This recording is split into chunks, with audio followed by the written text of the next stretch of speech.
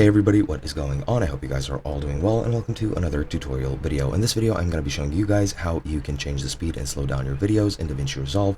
So let's get right into it. The first thing you can do is you can go into the edit page and click and select the clip that you want to edit. Then you're going to go into the inspector, into video, and scroll down until you get to the speed change. The speed change will be collapsed, so you can just click it to bring down the menu.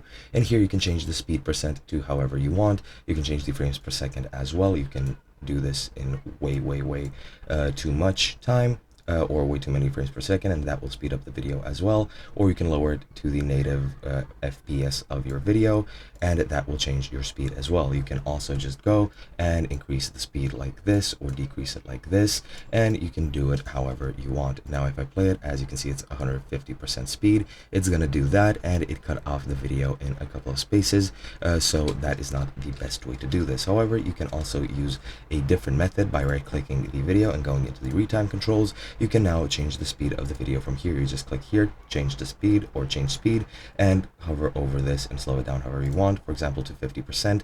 Scroll the video back, and as you can see now, it is in slow motion. You can also just reset this by clicking reset speed, reset to 100, and you can also create speed points. If I go click here on this percent or on this arrow, as you can see, the arrow is here at 2 seconds. You can add a speed point there, and you can add a speed point to a later part. And now you can run these individually and change the speeds of these, as you can see, individually. Let's say I want this to be at 75% and I want this to be at 150%. This is not going to cut everything out. This is just going to re-speed it, and as you can see now, it's different. Now it's 75% and it's back to 100 right here. And that's pretty much it. Hope you guys enjoyed, and I'll be seeing you guys in another video.